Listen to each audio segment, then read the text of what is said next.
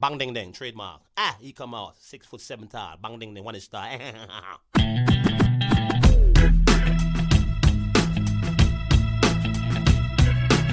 dong ding dong ding dong ding dong ding dong ding dong ding. It is a perfect day. Woke up to the sound of the garbage truck again. Upstairs neighbor's toilet's leaking on my head. And cars broke down, I missed the bus, there runs a 10. I had a feeling this was a day to stay in bed. I finally left my pad right on the jumbo's cloud roof. A police officer pulled out his gun and said, I said, sir, you got the wrong guy.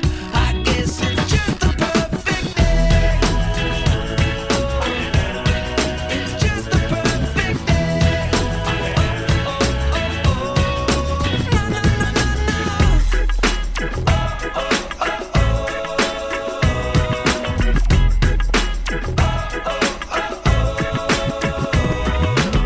Hey everybody, welcome back to this week's episode of Eggs. This week, our guest is Maddy Martin. Maddy is the head of growth and education at Smith.ai, which provides integrated phone and web chat services for solo and professional service businesses, including their virtual receptionist and intake service, as well as live website chat. She has spent the last decade growing tech startups from New York to California and has expertise in digital marketing, small business communications, lead conversion, email marketing, SEO, and event marketing. Here to talk about all that and so much more is our guest, Maddy Martin. How are you, Maddy? Hi, good, Ryan. Thanks for having me. Of course. How are you holding up with all the COVID stuff? I assume you're working from home as well. We're hanging in there. Yeah, I work from home already, and so do all of our receptionists and chat agents, thankfully. So we were not disrupted in that way, but we've definitely been, kind of getting an onslaught of new clients who realize that their office phones that are sitting in their office that they're not going to still need to be answered. And not the best scenario to have everyone forwarded to their cell phones when they've got kids at home too.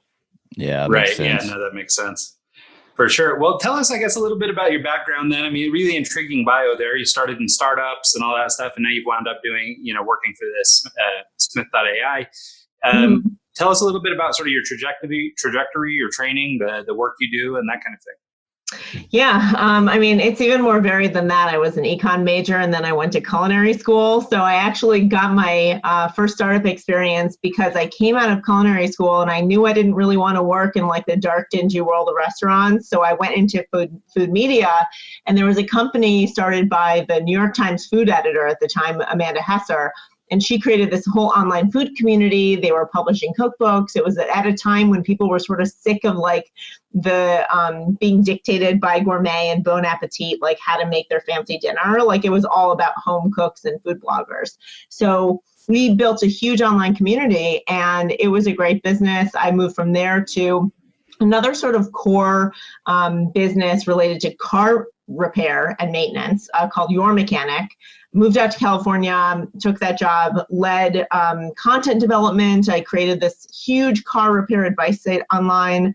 We were leveraging all the mechanics to answer questions and Q&A about people's cars and maintenance, and sort of like going behind the curtain and demystifying a lot of the things that people get taken advantage of when they go into a car repair shop. Really high transparency sort of model. And then there for a few years and, met the guys at Smith.ai, and they were, developing and had developed like this incredible call answering receptionist service, leveraging, again, like, I guess going back to the home-based model that I found with home cooks at Food 52, just like the strength of leveraging the infrastructure of people who have to be or who want to be working from home and saying, look, these are customer service hospitality professionals. They have all of these skills, but need the flexibility of the work from home environment. A lot of military families, honestly, who need to move, and the one person losing their job every time they move, right? So they just don't hang on to a job. This is a great opportunity for them to have career growth, and then for the small businesses to also have the opportunity to have that level of service that they typically wouldn't be able to afford. Because a service-based business, your local plumber, lawyer, financial advisor, you're not going to have a full-time staff person necessarily. How do you deliver that level of service without the burden and cost and sort of management of that staff person that you may not really need? Very true. Let's step back to, I think it's interesting that you went from culinary arts to online SEO and working with more of a business field. Can you talk about how your path kind of went from Food 52 to Smith, and how the same principles apply, and how you kind of were able to go from one to the other without too much of a changeover? Auto parts isn't really like it's a weird left and right. It's a weird jump. Kind of yeah. But you know what, Mike? I'm going to say kudos to you, because I figured when you heard culinary, you were going to peak up. Mike here is a little amateur chef on his own. And so I figured when you said culinary, we were going down a culinary route. So good for you for sticking to this. Yeah, no, I mean, so it's really interesting, actually. Like when I was at Food 52, I started off as a recipe tester, and then I started highlighting members of the community on their blog, and I was writing, and I was sort of like digging into ways to contribute more there. That was like, it started off as a part-time sort of gig. And then I took over a bigger and bigger role. And what I ended up taking over was all the content relationships that we had with Yahoo and Huffington Post and Lifehacker, and, I don't know, like how to make your own Cadbury cream egg, right? It's right around Easter. So I guess that's where my mind goes. And what happened was, it was perfectly timed when it was that magical moment when we were trying to get visibility and audience, because, that site at the time was running on a little bit of e-commerce and a lot of ads. And, we had a relationship with like the Yahoo homepage, Yahoo food editor, right? And she would pitch the Yahoo homepage editor in such a simple manner as it sounds like, right? And we would send, oh, hey, here's this like really cool Cadbury cream egg recipe, and here's the best roast chicken ever. And I would literally send her an email, and then the next day it was on the homepage of Yahoo, and we would get 100,000, visits in a short amount of time. And it was just like this really organic, natural time that ended up driving a ton of content strategy and syndication and just work around there that built up my skill set around that, so that when I talked to the guys at Your Mechanic, I was used to a very fast-paced atmosphere, which is not for everyone. That's sort of like the hallmark of the startup. But I had a lot of experience around what is the meaty, attractive content that everyone wants, what is that formula, and how do we actually build that into a huge advice portal on the site? How does that inform our landing page and our conversion? So that's sort of like that continuation there. Okay. Yeah, no, that makes sense. There's so much in parallel. So despite your background and despite your training, the sort of on-the-job work you did is what drove you into this. If you have, there are a few things, right? Like I was an economics major, so I have that analytical sort of bent, and I think for any marketing person, it's critical, right? Like you have work with data scientists that you do, you work with engineers that you do, you've got all this rich data, and it's like, how do you operationalize that? How do you build that into a playbook? That's always in the marketing person's like toolkit, right? And that is like your proof of, your necessity to have a seat at the table, right? So the economics background always served me well. And I think actually like, the thing with content is that it has so many different applications. Like the content that you use for a landing page or ad copy or Facebook, the tone and the style and the mass of it, like that is something that looks easy, but it's actually a lot of decision making that goes into that. So what kind of, once you know that, you sort of like build it into whatever business model you're working for. What kind of things would you change for a Facebook ad versus like a homepage spot? Or, that's pretty broad and vague, but like, what are some of the nuances that you would do different for one platform than another? Well, I think it has to do a lot with like your audience and your brand awareness already. I mean, if you're Microsoft and you're a household name versus a startup, you are going to need to explain a lot more about what you do. And I think that right now what we're getting at is giving before you ask. So content that has checklists and actionable items is super key. Are you delivering something that is immediately of value and of use to that lead, to that person who's visiting your site? Are you attracting them there through a really great Facebook ad or content piece or landing page that actually has that download, that checklist, that interactive tool, that calculator, whatever it is? That is, I think, a really great thing to go out on the front lines with, whether it's Facebook or Twitter. If you're looking at Reddit, like what is appealing, what is sort of an announcement and offering that you can provide that's not just like a coupon code or a promo.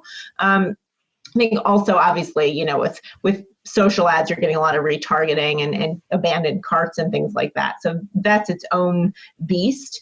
But on a homepage, you're, depending on who's coming, probably a lot more high level, conceptual plus features that you're going to roll into. There's really a formula at this point. You're going to have a brand value, you're going to have features, you're going to have testimonials, you're going to have a call to action, maybe a Calendly embed or something so that people can book a demo or learn more. There's going to be sort of those like portals into the rest of the site or the product. So it's really apples and oranges, but it all comes down to your target audience and how do you speak to them, understanding as best you can where they are in terms of like their familiarity with your brand. Sure. That makes sense. Let's talk a little bit about Smith.ai. What is it? How I've seen it's like you got chat bots, you've got all sorts of different stuff. Is it integrated into your personal website, or is it kind of an all-in-one platform? So it's omni-channel. We answer calls, we return calls. So if you've got a web form fill, we'll respond to that and actually use the business's phone number. We have a chat bot. We also have live staff chat. And then we also have live staff that can answer text messages and Facebook messages. So what happens is we're able to answer on behalf of businesses, no matter the communication channel preference of that client or potential client, right? So you may have a really great, system set up for your phones, but if people really want to try and reach you by text or Facebook or right on your website where they're going to probably go before they call you, you want to make sure that the people's preferences is not determining their experience first with your brand. That communication is consistent across the board, that you're equally as responsive and friendly and helpful on any of those channels. And I think when you work with a singular company that can handle both the sort of human talent and the tech, you get a really consistent approach, only one sort of management operations channel you have to handle, and value where if you update or change your brand or you have a campaign, there's only one person to contact, one monitor, right? It's that account manager that you have. And for businesses right now, they're dealing with so much noise and opportunity. And right now we're dealing with COVID. There's a lot of change afoot. I think streamlining operations is becoming even more important. Well, and maybe to that, and let's talk a little bit about that streamlining, especially given, sort of an emergency situation like we have now with the COVID stuff. Yeah. But knowing that eventually, there will be a new normal on the other side of it, whether it's back to what it was or if it's some kind of new something. So how are digital marketers and strategists thinking about that going forward? I mean, are we just being responsive in the moment and then looking for something longer term, or are we already planning for the future?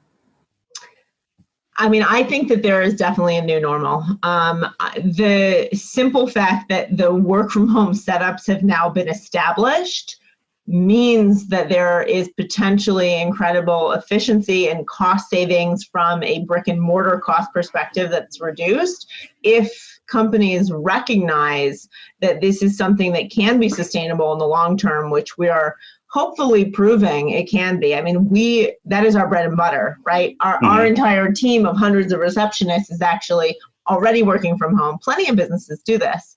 Yeah. Some were planning for it, some weren't. But here's the thing.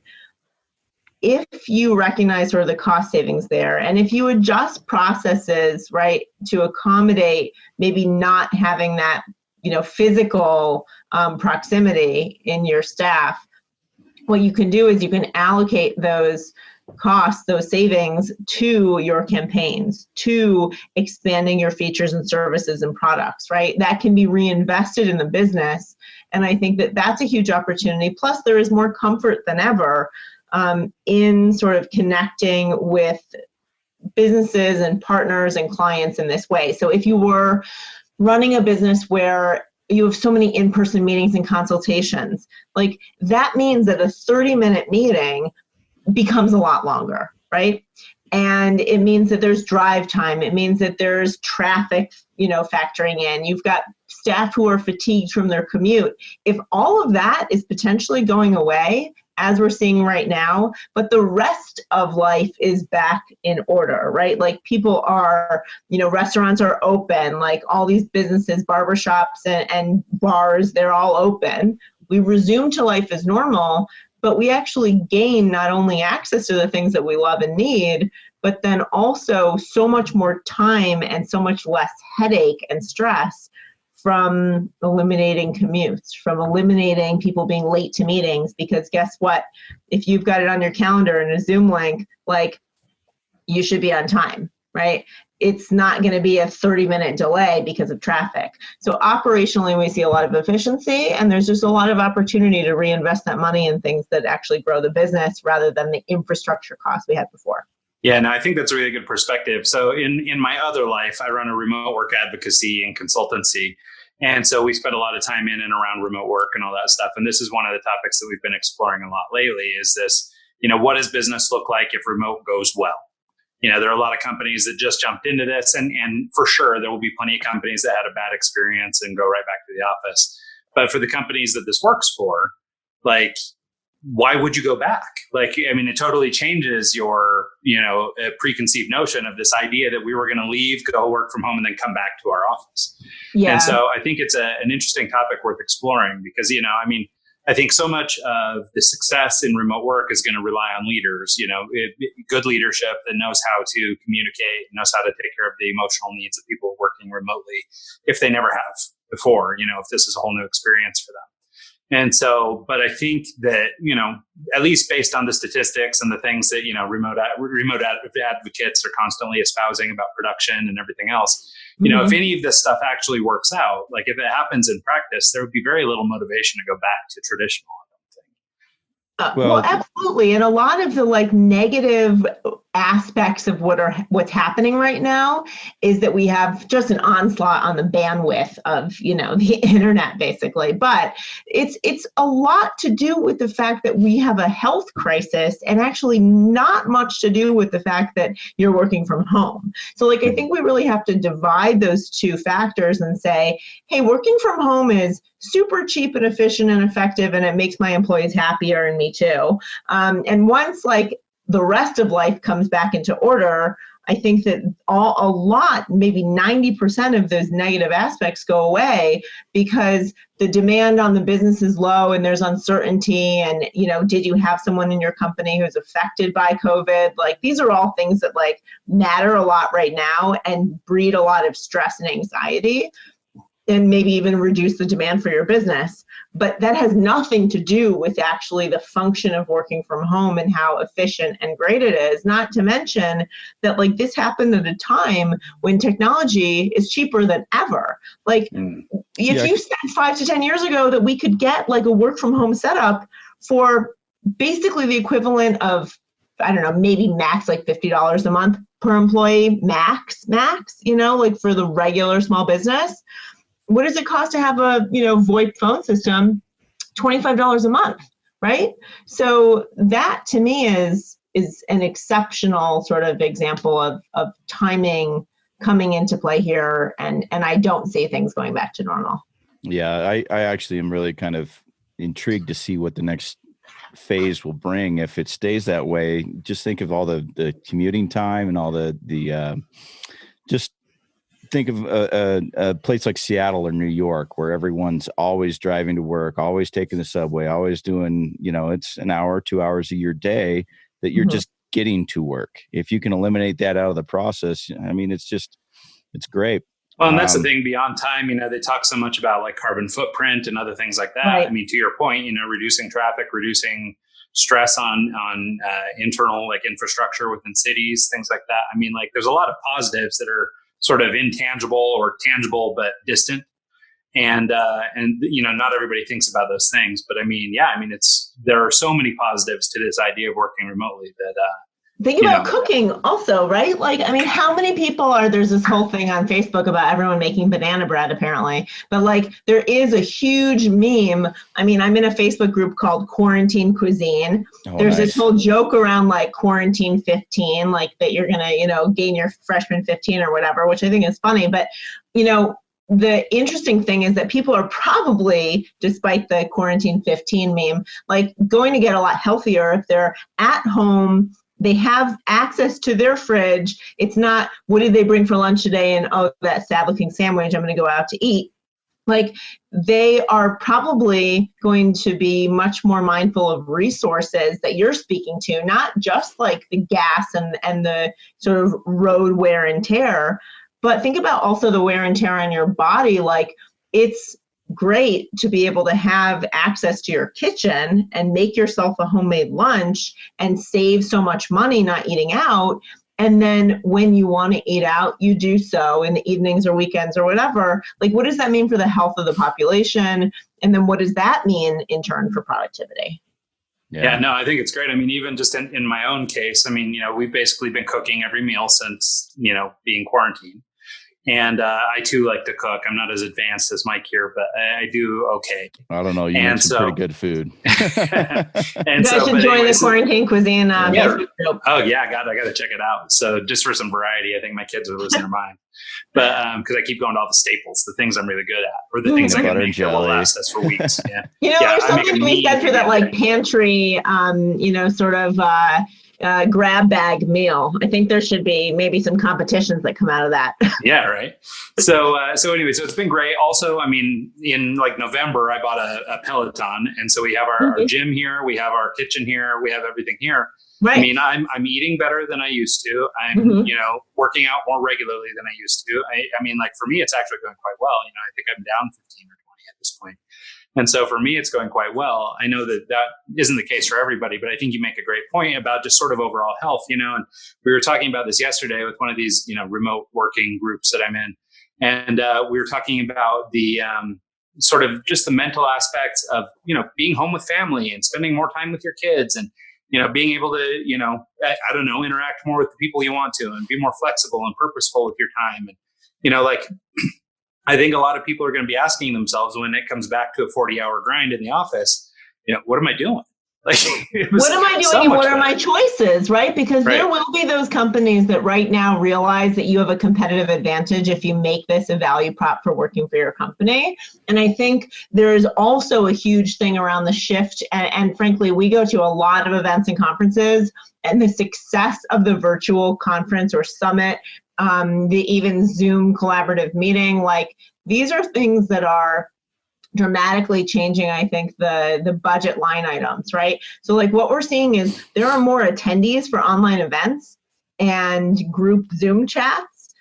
They're getting hundreds of attendees when before there were in-person events that may get 100 and then the online webinar would have 20. And now you're not flying people, you're not putting them up in hotels. I mean, yeah. Oh, don't even talk about the cost savings there, right? But the amazing thing is that I think you realize when you have to be cut down what it is that you miss, what can you live without, what is it that is a value or an opportunity that you wouldn't have explored if something hadn't been taken away from you, but also just like the sheer interaction and connection that can happen at much less sort of overhead and planning cost. Like people are spinning up events within weeks when these events would have taken 6 months in advance to plan. What does that mean? And the satisfaction is just as high. It means that like the actual expectations and the deliverables, a lot of it has to do with the interactions and the conversations you have at these events, access to experts and their advice. Like the content and materials you're taking away are the same generally, right? So if this gives you, and many times it's more collaborative, more of a voice, more of a connection with your community, like what does that say about our readiness and the value of like, the events marketing space? Yeah, no, it could be really interesting just to see what happens. I mean, I imagine, or at least I'm a big advocate for, still doing things in person and experiencing things in real life as much as you can. I too work from home, and so this hasn't been a massive transition for me outside of my new coworkers, because my wife and kids are here at the house now, and so now it's a little less quiet than it used to be. But nonetheless, every now and then I still would go to like a Starbucks to work just to be around human beings, or, every now and then I would want, go to a co-working space or whatever, just for the opportunity to be around people. Go ahead, Mike. It's funny how you, I don't go to Starbucks to talk to people. I just go to Starbucks to have people around me, and I'll still have my headphones in and I'm still working and doing everything I do, but it's just that change of pace that just, and there's an energy. Yeah, there's something really important about people, right? And the way I equate things like video chat and even like what we're doing here on Zoom is, I sort of look at like if you're filling a glass of water, like this might be a 9 out of 10 or an 8 out of 10 or a 9.5 out of 10. But if we had sat down and we're having this same conversation over a cup of coffee at a local coffee shop or whatever, just being able to look at a person and look into their eyes and see their body movements and things like that, like it's an extra layer. Right. And it's not to say that you can't be perfectly productive over Zoom or any of that stuff, but there's definitely still an aspect of life that's missing. And so I think it's important to do some of that. So like, while I love these virtual conferences, I'm going to like 2 a week at this point because they're so available. I'm finding that, I still, maybe every 10th one wouldn't mind flying off to Austin and going and hanging out. Yeah, I feel you there. And actually, so I work from home, but 25 to 50% of the time on a normal week, right? Like I'm traveling to conferences, speaking, events, exhibiting, all of that good stuff. And I love doing that. So yeah, I think it's just the burden relief. And for some people, it's like, I definitely miss that. Yeah, well, it's one of the big things that like I advocate for in the remote work stuff that we talk about, because most of the remote work, like I think a lot of people hear remote work advocate or whatever, and they think, oh, well, you think everyone should work remote, and it's this whole thing. For me, it's more about what you talked about earlier, which is choice and being able to choose to work remote if that fits your schedule or fits your lifestyle or whatever, because not everybody's great for this. But then, the other bit is just that human relationship part and keeping those up. And it's really easy to get secluded when you work remote.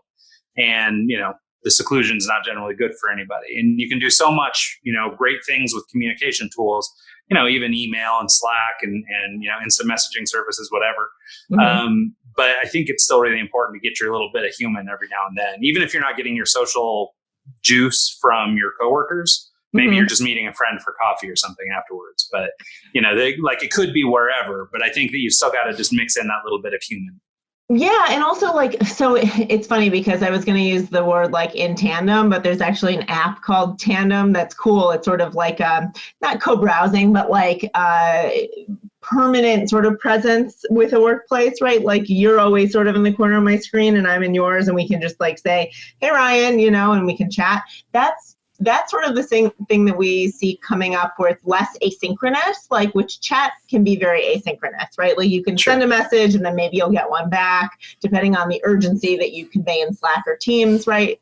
But what's interesting is that like there is something really huge about video that it gets you closer to to the proximation of like sitting there together at Starbucks, right? Yeah. And I think that when there used to be the feeling that whenever you would get on a video call, like maybe 10% of the time people actually got on video, and another like 90% of the time everyone just had the black screen and like the little bubble that would bounce as you spoke. So it feels like people are getting more and more comfortable being on video and showing their face, and that's a really great thing to see. And I think also what I hope comes out of this is that there is more respect for that remote work, virtual work, working from home, because it used to be almost a dirty word. Mhm. I remember when I moved to Silicon Valley for the first time, actually a VC advisor who I was talking to said, Maddy, the first thing you have to do is stop working from home and get a new job. And I thought, well, that's crazy because I'm the most productive worker ever. Like I do a great job. How am I going to work from an office? I'm going to lose so much productivity. Most people don't think that way. They haven't had that experience. So, well, and I think it's got, boils down to fear, right? I think most managers, most leaders, at least on some level are afraid, right? Whether it's a manager who's afraid for what their role might be if all of a sudden everyone must manage themselves, or if you need management and process with anything. Of course. But I think, the roles shift and the roles change, right? I mean, if you switch to a base where you're going from hourly pay, measuring hours, for example, to measuring outputs, then the individual who's working from home might be on the hook for more outputs, right? And they might be managing their own day a little more, where in the past, maybe a manager would have overseen something. If you're the person who is still hanging on to your job because you make the office laugh, right. Your job is at risk right now. You know what I mean? And I think that's sometimes scary to people. It's it will be more measured based on productivity and numbers because that is what you see of people who work from home, of our receptionists and the chat agents, we can see and review these conversations and the volume of them handled by the different agents and the, satisfaction scores and things like that. It is going to be a much more data-driven world. I think that's a good thing, but I think that it is definitely threatening to a lot of the status quo. Yeah. So let's jump back into Smith.ai. Yeah. Talk a little bit about that. How does it, say I'm signing up for your process. What's the normal sort of onboarding? Yeah, onboarding process, and then what type of services can you offer a small business? Yeah. So the bread and butter is phone answering and intake, right? And really taking the conversation much farther than just the take a message or transfer. The meat and the value in Smith.ai is having that conversation that is productive and qualifying a lead or getting and capturing the information in order for that business to do so effectively. So what it looks like, because we do so much of the workflow, we're doing the screening, the scheduling, intake, we're providing basic FAQ for a business, whether it's on calls or these extended services of web chat, Facebook message, text answering.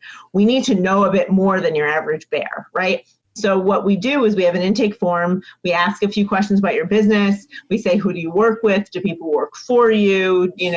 Various questions about your calendaring systems and your CRM. So are you using Salesforce, HubSpot, anything like that you use to manage your business, that we should put these conversations into through an API, not literally typing in at the end of the day, so that you're in sync and in step with what we did for you.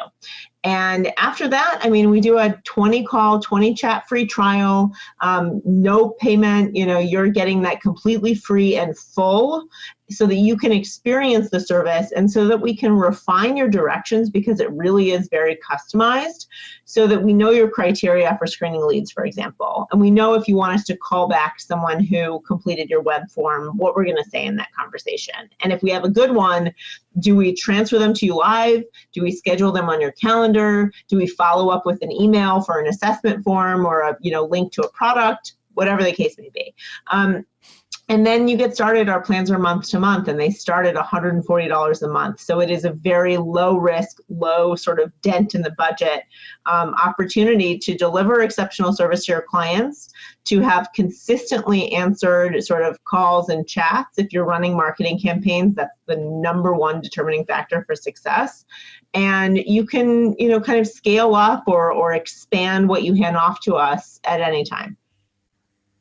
Interesting. So you guys focus mainly on legal. That's kind of like your bread and butter for the most part, right? Say I'm a landscape company and I have people calling about yard work. Would I have to sit down with a rep and actually go over this is what I charge per square foot. This is what I charge for this. This is what I do for that. the object is to essentially eliminate a lot of the back and forth between the client before you're essentially just you're validating the We're your inside sales team, basically, right? I mean, we're qualifying. So we have an intake form. Yes, we work with a lot of attorneys, probably like 60% of our clients, but frankly, my feeling is if we can serve a very complex, highly educated, very, sort of ethically and professionally regulated vertical, we can handle almost anything else under the sun, unless it's like nuclear physics or something, right? So the important thing to remember is that, like, yeah, that's a really complicated business, and then there's a spectrum all the way around it. So it doesn't have to be a phone call. If you prefer to talk about your business with an onboarding team member, you can, but it's really just, completing that form. A real human being reviews it and makes sure that it's going to be operational for us. And then we follow up and we say, all right, we're ready for you to, install the chatbot on your website, or to forward your calls to us, or, give us the ability to mask your number on caller ID when we make that call, right? So that we're showing your business number when we call your lead. So everything is really seamless. And we, adopt this persona for your business, and you have access to every receptionist. So it extends your hours, it extends your capacity. You can seat us in just for overflow, or in a department if you want. So let's say that you've got a business like lawn care, for example, and there are only certain types that, maybe you only do a certain size lawn and above. I only work with properties that are, I don't know, an acre or above, or whatever, or also need gardening services, who knows? And then that's sort of a qualification step, right? So why should that person get passed to the business owner or the salesperson if they're not qualified to even become a client? That's where we sit in. We sort of pre-qualify that lead, and then we can take the next step. We can get them started with the new client form. We can follow up if they were supposed to complete it and they haven't yet, or they've got an appointment coming up and we want to make sure they're going to be there because the business owner is going to be there, right? So all of these things, even following up on like late payments and unpaid invoices, any sort of like admin task or chore other than like really specialized stuff, we're going to get your Starbucks coffee for you because we're virtual. Like we can handle quite a bit of tasks. And now that we're doing these emails and text post call, I think that follow-up task, that after call sort of, memorializing that conversation, is the latest thing that we've added that I think is actually really impactful, that takes yet another step out of that workflow for getting new clients. But if you've got a technical team or support or billing, and we're just literally taking the call and transferring it to a technician or someone who, is on your, billing or accounting team, then we can handle your calls differently based on the type of caller who's coming in as well. Not to mention like the spam blocking, because that's probably like 20 to 30% of your calls. Yeah, no, that makes sense. So once somebody's sort of set up with you, like how do you determine which, different marketing tools to use? For example, things like chatbots, live chat versus phone calls. Like, I mean, is this a discussion that you guys have, or are these all add-ons to the main account, or how does that bit work? Well, so what we recommend is that you basically, with chat, it's a total no-brainer to get it up, because either you have a free trial for the live staffed, or you have the chatbot that's forever free with unlimited chats. I mean, if you don't have chat on your website, like you're missing out on those conversations that come through, and even like the queries and the SEO content value of what people are typing in to ask you things, right? Especially with like Google not giving you those keywords anymore. So you get those queries that people typed into Google just typing into chat, because chat's become like the search function on a website in many ways.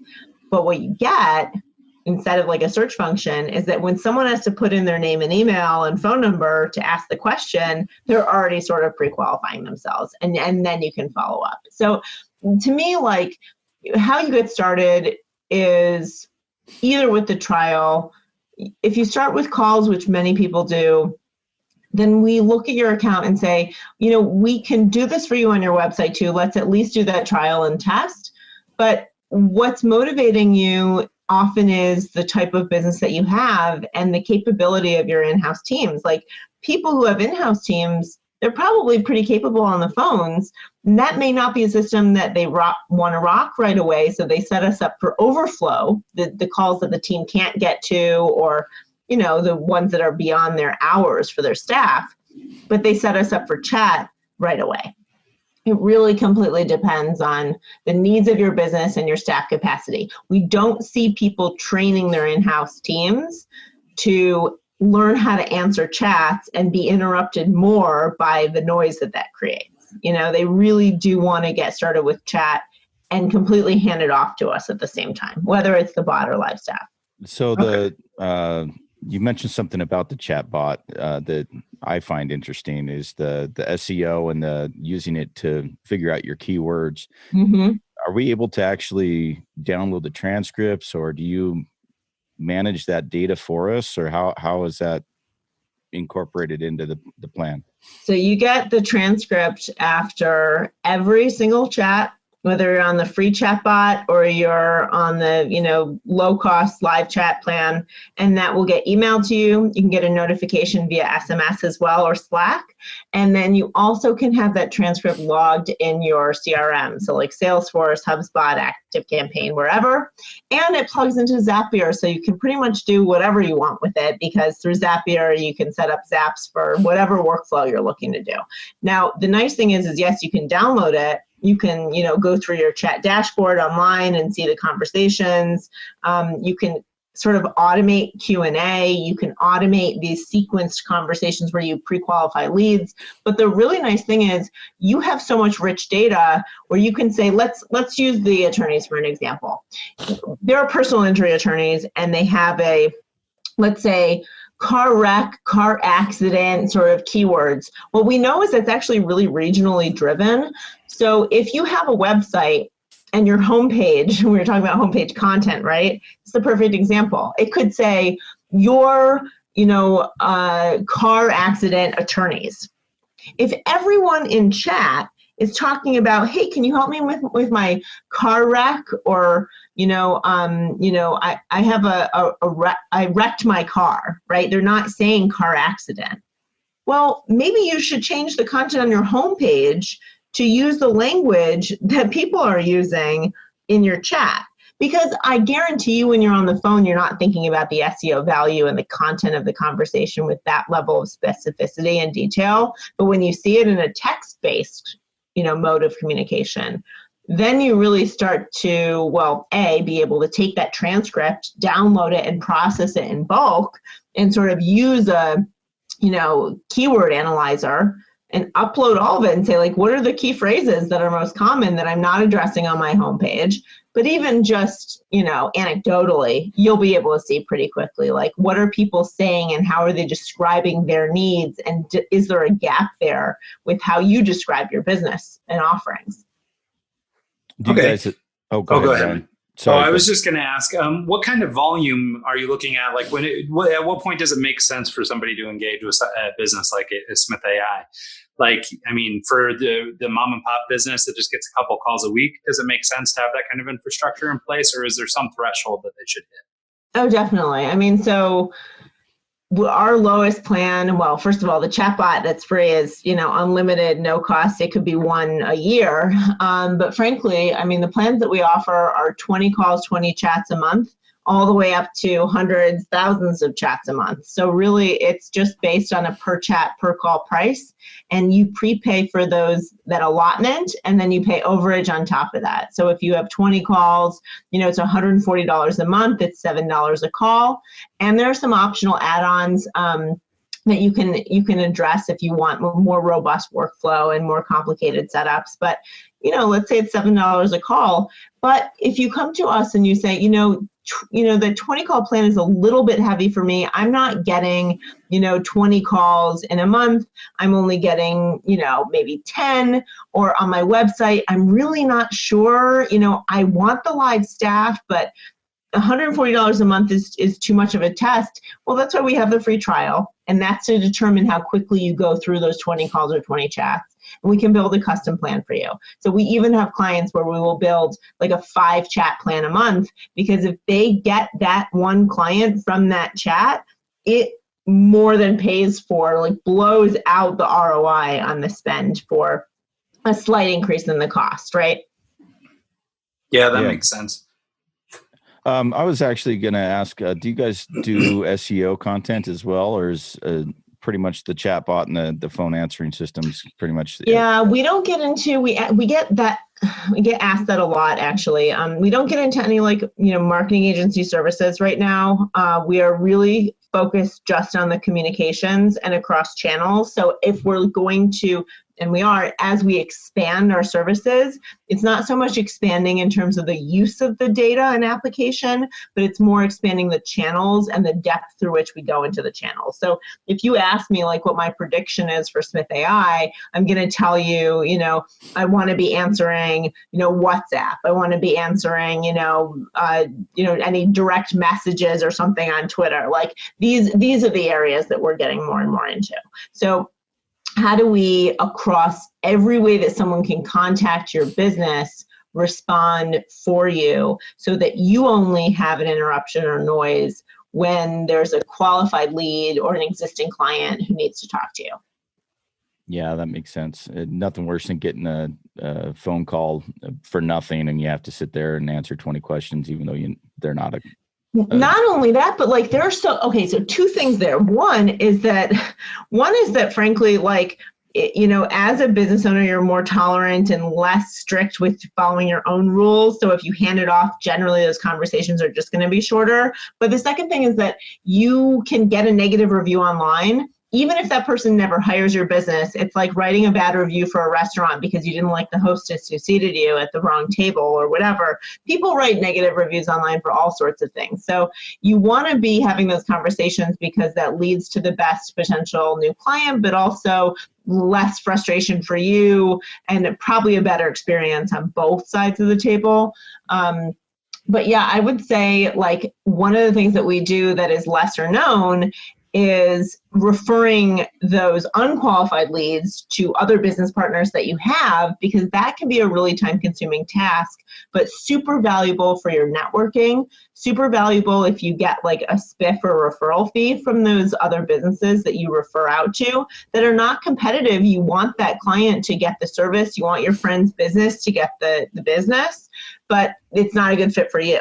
But that follow-up task of like, now I have to do this thing for someone who's not even going to be my client, actually is one of the areas that we help out with that is lesser known.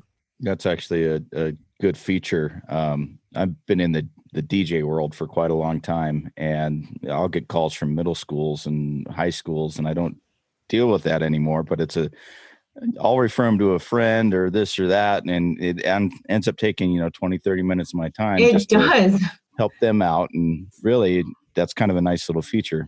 So yeah, no, I think that it's one of the lesser known things. That plus like chasing down late payments, like one of the things that business owners are so not great, maybe slightly delinquent at doing across the board is chasing down the clients who owe you money. And you probably have a close personal relationship with them and it's not comfortable. No one wants to talk about money and you don't want to make it a transactional relationship, if the person is sort of close to you at that point. So bring in that like neutral third party, bring in Smith.ai to say, hi, following up on this invoice that we have, it's still unpaid. Can I collect the payment from you? Take the credit card over the phone, done. The money's in the bank, no reputation or relationship has been damaged. That right there is almost a key selling point for me, just because I hate making those phone calls. I hate calling and saying, everyone hey, does. Pay me.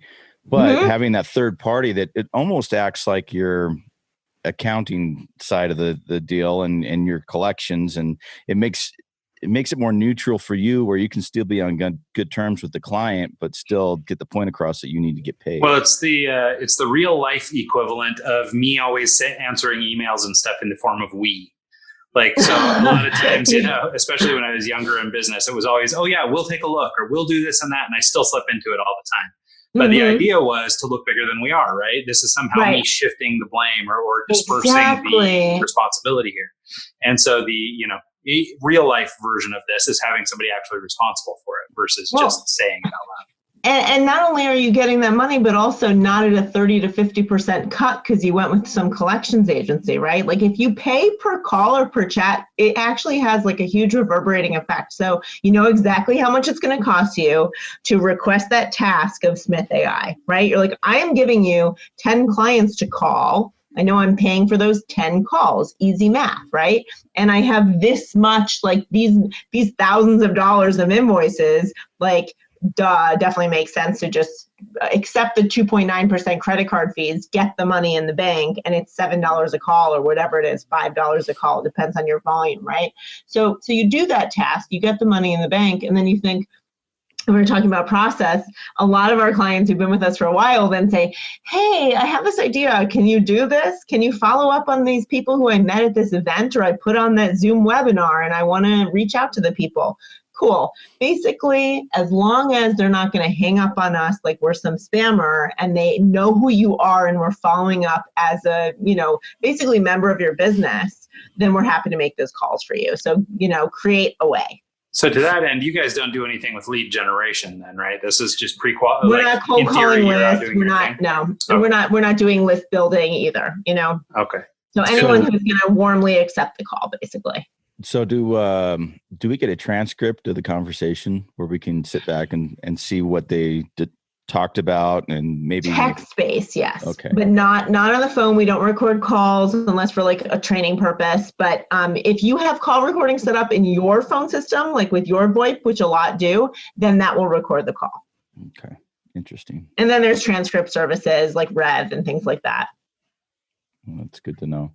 Well, cool. we're getting to that point. Maddy, is there anything that we want to leave on? Any parting shots? Where can people find you? And Yeah, no, I mean, absolutely. So we would love to hear from you. We'd love to give you a trial of the calls, chats, text answering, Facebook message answering, you name it. Bring your ideas to us and we can do that free trial for you. We are at Smith.ai. That's our website. You can chat with us there live and test out our chat solution. We also obviously are accessible by email, hello@smith.ai. For your listeners, for you guys who are hearing this, if you use the code EGGS100, EGGS 100, you'll get $100 off your first paid month of service. So that's in addition to the trial, and you can use that off of calls and of chats. So I highly encourage that you try us out. Really go outside of your comfort zone, and I just advocate for delegating more. That's really the best way to grow a business, is to clear off those tasks and chores from your plate, those interruptions. Yeah, I think that's great. Well, thank you so much, Maddy. We really appreciate your time and taking your time out of quarantine to do this.